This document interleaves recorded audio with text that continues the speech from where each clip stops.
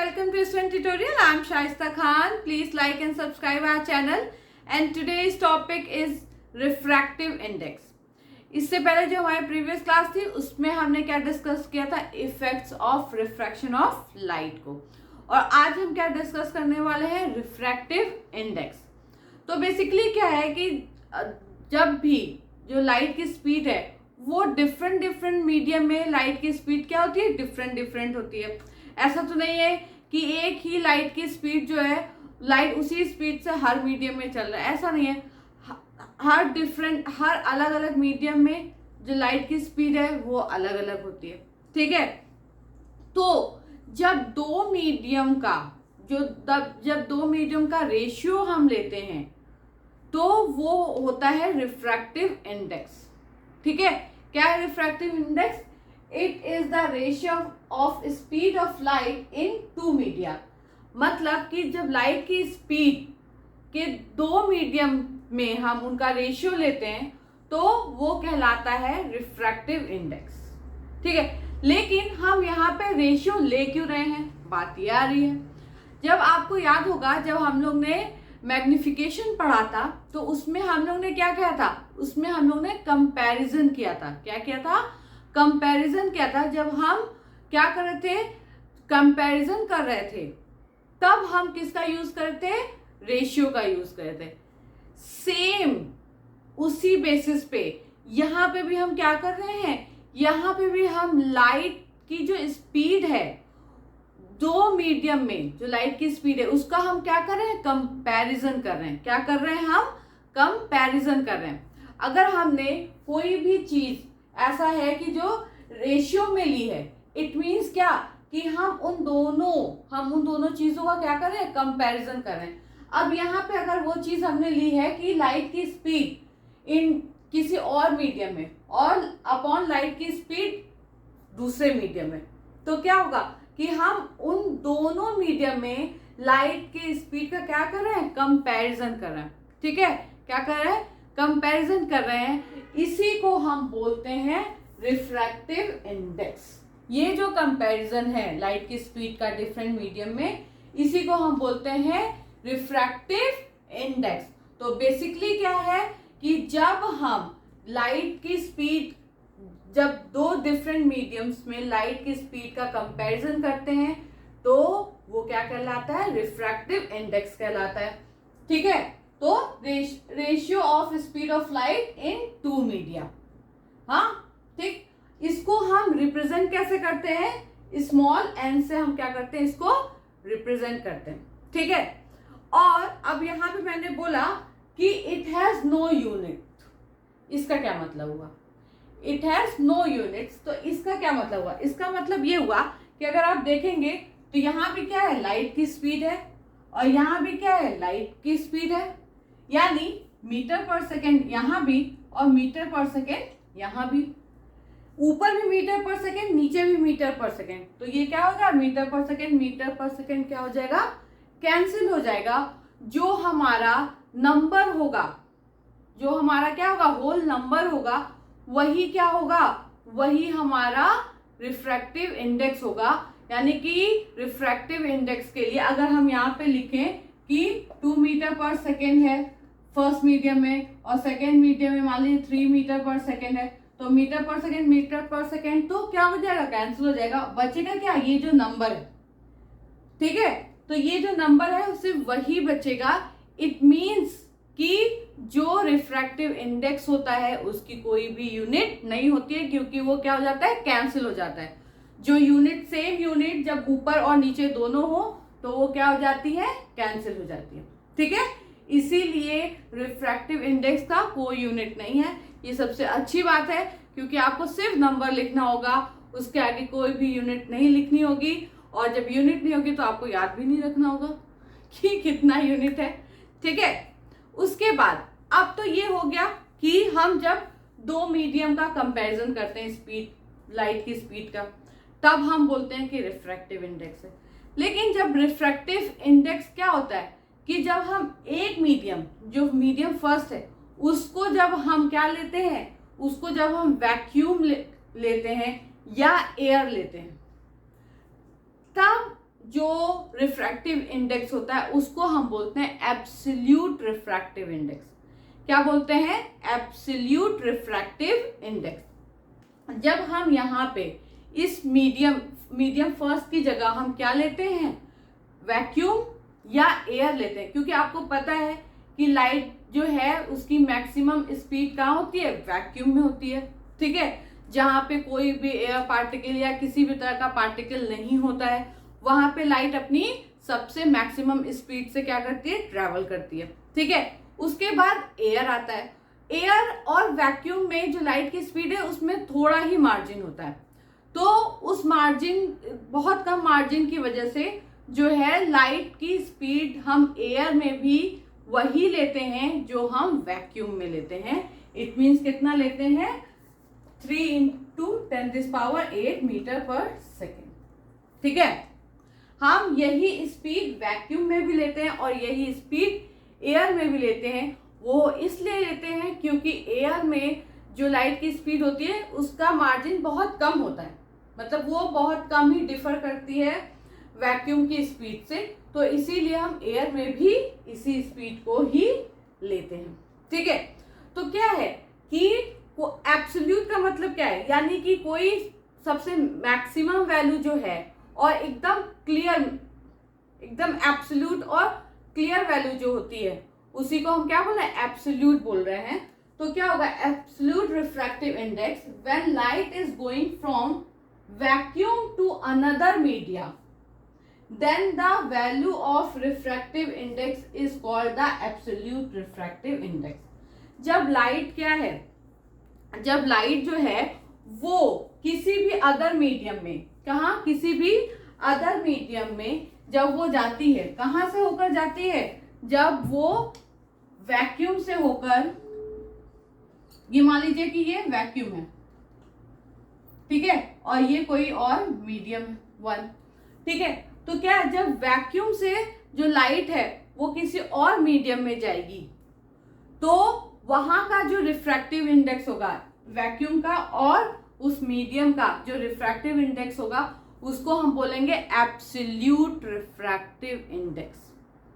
ठीक है, क्योंकि वैक्यूम में और एयर में जो लाइट की स्पीड है वो मैक्सिमम होती है और एब्सोल्यूट वैल्यू होती है। ठीक है, इसीलिए जब एक मीडियम वैक्यूम हो या एयर हो तो उस रिफ्रैक्टिव इंडेक्स को हम क्या बोलते हैं? एब्सोल्यूट रिफ्रैक्टिव इंडेक्स, क्योंकि हम उसमें लाइट जो अदर मीडियम है, जो ये अदर मीडियम है, उसका कंपैरिजन हम किससे कर रहे हैं? वैक्यूम में लाइट की स्पीड से कर रहे हैं, इसीलिए वो रिफ्रैक्टिव इंडेक्स होगा एब्सोल्यूट रिफ्रैक्टिव इंडेक्स। ठीक है, फिर से बता, when light is going from vacuum to another media is then the value of refractive index is called the absolute refractive index. जब हम किसी अदर मीडियम में लाइट की स्पीड का कंपैरिजन किससे कर रहे हैं? वैक्यूम से कर रहे हैं या एयर से कर रहे हैं, एयर या वैक्यूम में लाइट की स्पीड से कर रहे हैं, तब जो उस टाइम पे रिफ्रैक्टिव इंडेक्स होगा वो क्या होगा? एब्सोल्यूट रिफ्रैक्टिव इंडेक्स होगा। ठीक है, और ऐसा कुछ नहीं है, इसको भी हम किससे रिप्रेजेंट करते हैं? स्मॉल एन से रिप्रेजेंट करते हैं। किससे करते हैं? स्मॉल एन से रिप्रेजेंट करते हैं। ठीक है, अब हम इसके कुछ और पॉइंट्स जो हैं वो हम अब और डिस्कस करते हैं इसके बाद। अब चलिए, अब हम देखते हैं, as the speed of light in air is almost equal to the speed of light in vacuum. ये हम लोग इससे पहले ही डिस्कस कर चुके हैं कि लाइट की जो स्पीड है वो वैक्यूम में और एयर में ऑलमोस्ट इक्वल होती है, तो इसीलिए therefore absolute refractive index of a medium, तो अगर हम वैक्यूम की जगह एयर भी ले सकते हैं। ठीक है, क्योंकि इन दोनों का जो अमाउंट है इस लाइट की स्पीड का, या जो इस लाइट की स्पीड है वैक्यूम में और एयर में, वो ऑलमोस्ट इक्वल होती है, तो इसलिए हम एब्सोल्यूट वैल्यू के लिए हम एयर भी ले सकते हैं। तो n इक्वल टू क्या हो जाएगा? Speed of light in air. अब एयर में स्पीड ऑफ लाइट, जो लाइट की स्पीड होती है उसको हम किससे डिनोट करते हैं? c से डिनोट करते हैं, स्मॉल c से डिनोट करते हैं। और speed of light in medium, यानी कि जो भी हम मीडियम यहाँ पे लेंगे, चाहे वो ग्लास हो, वाटर हो, या कैरोसिन हो, या कोई भी हो, कोई भी अदर मीडियम हो, उसका जो स्पीड होगा लाइट का वो क्या होगा? Small v। तो बेसिकली अब ये जो है हमारा फॉर्मूला, उसको हम इस तरह भी लिख सकते हैं, n equal to c upon v। c क्या है? हमारा स्पीड है लाइट की, किसमें? एयर में। और v क्या है? v है हमारा स्पीड है लाइट की इन अदर मीडियम। ठीक है, अब हमने क्या किया कि v को हम यहाँ ले आए और n को कहाँ लेके गए? v को लेफ्ट हैंड साइड में और n को कहाँ लेके गए? राइट हैंड साइड में। तो कुछ ऐसा हो गया हमारा फॉर्मूला। ठीक है, उसके बाद अगर हम देखते हैं तो हम इस फॉर्मूले को ऐसे भी लिख सकते हैं।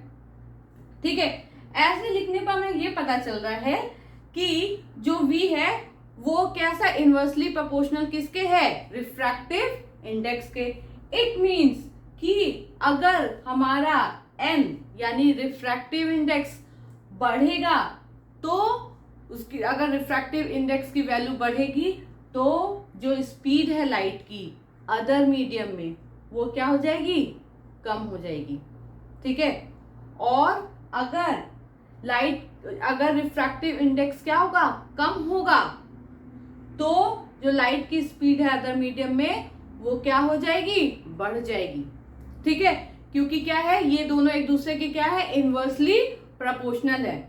हाँ, एक कम होगा तो दूसरा ज्यादा होगा, अगर दूसरा ज्यादा होगा तो पहला कम होगा। यानी जैसे जैसे रिफ्रैक्टिव इंडेक्स की वैल्यू बढ़ेगी, जो लाइट की स्पीड है उस मीडियम में वो क्या होगी? कम होगी। तो कम होगी, कम कब होती है लाइट की स्पीड किसी मीडियम में? जब वो मीडियम क्या होता है? ऑप्टिकली डेंसर मीडियम होता है। क्या होता है? ऑप्टिकली डेंसर मीडियम होता है। तब लाइट की स्पीड क्या होती है? उस मीडियम में कम हो जाती है। इट मीन्स कि अगर किसी मीडियम का रिफ्रैक्टिव इंडेक्स ज्यादा होगा, यानी कि वो मीडियम कैसा होगा? ऑप्टिकली डेंसर मीडियम होगा। क्या होगा? ऑप्टिकली डेंसर मीडियम होगा। क्यों? क्योंकि जो उसमें लाइट की स्पीड होगी वो कम होगी, क्योंकि ये तो आप देख ही रहे हैं कि ये दोनों क्या है? एक दूसरे के इनवर्सली प्रोपोर्शनल है। इट मीन्स कि जैसे जैसे रिफ्रैक्टिव इंडेक्स बढ़ता जाएगा उस मीडियम में लाइट की जो रिफ्रैक्टिव इंडेक्स है किसी मीडियम का, अगर वो ज्यादा उसकी वैल्यू होगी तो जो उस मीडियम में लाइट की स्पीड होगी वो कम होगी। और लाइट की स्पीड कब कम होती है किसी मीडियम में? जब वो मीडियम ऑप्टिकली डेंसर होता है। ठीक है, अगर रिफ्रैक्टिव इंडेक्स क्या है? कम है, उसकी वैल्यू कम है, यानी कि लाइट की स्पीड उस मीडियम में क्या होगी? ज्यादा होगी। इट मीन्स कि जो मीडियम है वो ऑप्टिकली कैसा है? रेयरर मीडियम है। ठीक है, ये समझ में आया? अब चलिए अब हम देखते हैं जो हमारे पॉइंट्स है वो क्या है? Larger the value of n, smaller is the value of v। ठीक है, अगर रिफ्रैक्टिव इंडेक्स की वैल्यू ज्यादा होगी तो स्पीड की वैल्यू क्या हो जाएगी? कम हो जाएगी। A medium with higher value of refractive index is said to be optically denser compared to a medium with lower value of refractive index। यानी अगर दो मीडियम है, एक मीडियम का रिफ्रैक्टिव इंडेक्स ज्यादा है और दूसरे मीडियम का रिफ्रैक्टिव इंडेक्स कम है, की वैल्यू कम है, तो ये बोला जा सकता है कि जिस मीडियम का रिफ्रैक्टिव इंडेक्स ज्यादा है वो मीडियम ऑप्टिकली डेंसर है, और जिस मीडियम का रिफ्रैक्टिव इंडेक्स कम है वो क्या है? ऑप्टिकली रेयरर मीडियम है टू कंपैरिजन, इस मीडियम के कंपैरिजन में। ठीक है, समझ में आया ये बात? ये चीज आपको आई होप कि क्लियर हो गई होगी कि क्या होता है कि जो रिफ्रैक्टिव इंडेक्स होता है और जो लाइट की स्पीड होती है किसी मीडियम में वो क्या होता है? एक दूसरे के इनवर्सली प्रोपोर्शनल होते हैं। एक कम होता है तो दूसरा ज्यादा, दूसरा कम तो पहले वाला ज्यादा हो जाता है। ठीक है ना? तो अब मैं आपको एक एग्जांपल से इस रिफ्रैक्टिव इंडेक्स को और अच्छे से क्लियर करूंगी। अब देखिए, अब क्या है हमारे पास जो एग्जांपल है उसमें क्या है कि speed of light in air is इतना है 3 into 10⁸ the speed of light in glass is कितना है 2 into 10⁸ and speed of light in water is कितना है 2.25 इंटू 10⁸ मीटर पर सेकेंड। ठीक है, अब क्या करते हैं, अगर पहले हम क्या करते हैं एयर और ग्लास का निकालते हैं, तब क्या होगा। अब ये देखिए एयर और ग्लास का, तो ये है रिफ्रैक्टिव इंडेक्स, ठीक, ग्लास, ठीक है, क्या है ये ग्लास, और ये क्या है एयर है। पहले एयर को लिखेंगे फिर ग्लास को लिखेंगे। इसका मतलब क्या है कि हम ये जो ग्लास है इसका कंपैरिजन किससे कर रहे हैं, एयर से कर रहे हैं, एक एब्सोल्यूट वैल्यू से कर रहे हैं। ठीक है, इसीलिए ये जो रिफ्रैक्टिव इंडेक्स है ये क्या हो जाएगा, एब्सोल्यूट रिफ्रैक्टिव इंडेक्स हो जाएगा। ठीक है, ये बात समझ में आई आपको। तो जो पहले वाला होगा उसको हम पहले लिखेंगे, speed of light in air. ठीक है, उसके बाद जो दूसरा वाला होगा उसको हम नीचे लिखेंगे, स्पीड ऑफ लाइट इन किसमें, ग्लास। ठीक है, तो speed of light in air कितना है 3 इंटू 10⁸ मीटर पर सेकेंड, और ग्लास में कितना है 2 इंटू 10⁸ मीटर पर सेकेंड। अगर मान लीजिए कि यहाँ पे सिर्फ ng लिखा हुआ है और a नहीं लिखा है, तो ये नोन है, ये नोन है कि यहाँ पे एयर या वैक्यूम होगा। ठीक है, ये क्या हो जाएगा, ये एब्सोल्यूट रिफ्रैक्टिव इंडेक्स हो जाएगा। ठीक है, किसका, ग्लास का। यहाँ पे अगर कुछ ना लिखा हो इसका ये मतलब है कि यहाँ पे एयर है या वैक्यूम है। ठीक है, उसकी वैल्यू है।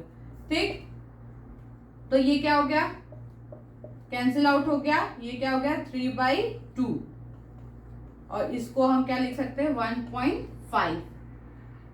जो ग्लास का रिफ्रैक्टिव इंडेक्स है, जो ग्लास का एब्सोल्यूट रिफ्रैक्टिव इंडेक्स है वो क्या हो गया 1.5 हो गया। ठीक है, निकल गया। अब हम निकालते हैं, किसका निकालते हैं, वाटर के साथ। तो फिर ये क्या हो गया, रिफ्रैक्टिव इंडेक्स किसका, वाटर का, किसके साथ, एयर के साथ। तो ये क्या हो गया, वो एयर का कितना हो गया 3 इंटू 10⁸ मीटर पर सेकेंड, ये क्या हो गया 2.25 इंटू 10⁸ मीटर पर सेकेंड, ये कैंसिल हो गया, ये कितना आया 1.33, कितना आ गया 1.33, ये किसका हो गया, वाटर का रिफ्रैक्टिव इंडेक्स हो गया। ठीक, मैंने आपको बताया था कि रिफ्रैक्टिव इंडेक्स की कोई भी यूनिट नहीं होती है, क्योंकि आप देख रहे हो कि यूनिट यहाँ पे क्या हो गई, कैंसिल हो गई है, तो इसलिए जो रिफ्रैक्टिव इंडेक्स है उसकी कोई भी यूनिट नहीं होगी। हाँ, अगर एक कभी ऐसा आपसे पूछा जाए कि मान लीजिए कि NW, ठीक है, ये लिखा हो और बोला जाए कि इसको एक्सप्लेन करो कि ये क्या है। ठीक है, तो इसका मतलब ये है, देखिए अब क्या है, यहाँ ये क्या है, रिफ्रैक्टिव इंडेक्स क्या है, वाटर का है। यहाँ पे क्या है, इट मीन्स कि यहाँ पे एयर है, तो जो इसका फॉर्मूला होगा वो ऐसे हुआ होगा C/V। ठीक है भाई, ऊपर क्या होगा, इस लाइट की स्पीड कहाँ, एयर में, और ये क्या होगा, लाइट की स्पीड मतलब वाटर में। ठीक, और रिफ्रैक्टिव इंडेक्स कितना दे रहा है 1.3, तो इसको हम ऐसे भी लिख सकते हैं,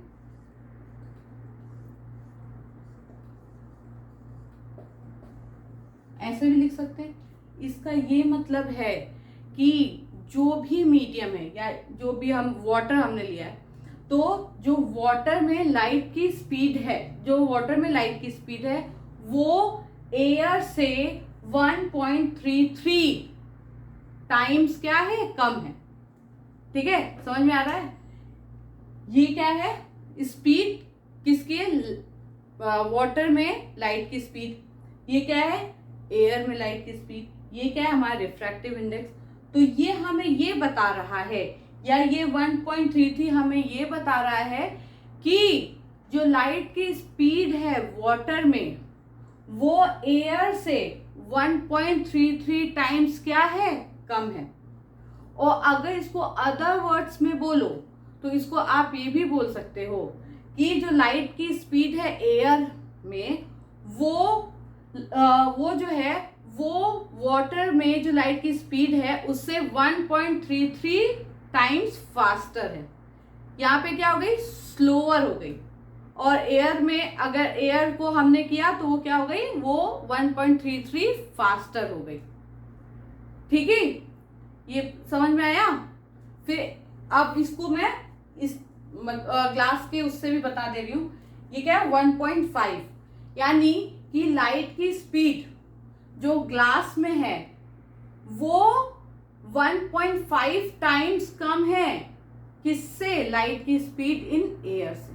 ठीक है, जो लाइट की स्पीड एयर में है उससे वो 1.5 टाइम्स क्या है, कम होगी किसमें, ग्लास में। ठीक है, ये बात समझ में आई। ठीक, तो अगर कहीं भी रिफ्रैक्टिव इंडेक्स इक्वल टू इतना दिया हो तो आपको वो बताएगा कि रिफ्रैक्टिव इंडेक्स ये किस मीडियम का रिफ्रैक्टिव इंडेक्स है। ठीक है, तो वहां पे आप बता दीजिएगा कि ये जो है ये रिफ्रैक्टिव इंडेक्स इस मीडियम का है और इसलिए ये इस एयर में जो लाइट की स्पीड है उससे इतना टाइम्स क्या होगा, कम होगा। ठीक है ना, क्योंकि एयर में तो लाइट की स्पीड मैक्सिमम ही होती है। अगर कहीं आपको फ्री स्पेस लिखा हो, ठीक है, फ्री स्पेस का कंपैरिजन किससे करना हो, वैक्यूम से या एयर से। तो फ्री स्पेस भी जो होता है ना वो लगभग वैक्यूम की तरह ही होता है। ठीक है, तो वहां पे क्योंकि फ्री स्पेस लगभग वैक्यूम की तरह ही होता है तो उसमें भी लाइट की स्पीड क्या होगी, सेम ही हो जाएगी फ्री स्पेस में भी। तो जो फ्री स्पेस का रिफ्रैक्टिव इंडेक्स होगा वो क्या होगा, वो होगा n इक्वल टू 1। क्या होगा, n इक्वल टू 1। ये 1 की वैल्यू आप समझ रहे हैं कि क्यों होगा, क्योंकि जो ये है लाइट की स्पीड है वैक्यूम में वही लाइट की स्पीड क्या होगी, फ्री स्पेस में भी होगी। ठीक है, इसलिए ये कैंसिल हो जाएगा और वो रिफ्रैक्टिव इंडेक्स की वैल्यू कितनी आएगी, 1 आएगी। ठीक है, क्या आएगी, 1 आएगी। ये फ्री स्पेस की बात आपको समझ में आई। जो फ्री स्पेस होता है वो लगभग वैक्यूम की तरह ही होता है तो इसलिए उसमें जो लाइट की स्पीड होगी वो सेम ही हो जाती है। तो उस वजह से वो क्या होती है, कैंसिल हो जाएगी और रिफ्रैक्टिव इंडेक्स की वैल्यू क्या आएगी, 1 आएगी। ठीक है, तो ये जो आपका रिफ्रैक्टिव इंडेक्स और एब्सोल्यूट रिफ्रैक्टिव इंडेक्स है ये आई होप कि आपको ये समझ में आया होगा। ठीक है, अब हम जो हमारा नेक्स्ट टॉपिक होगा वो हम अपनी नेक्स्ट क्लास में उसको डिस्कस करेंगे। Thank you so much.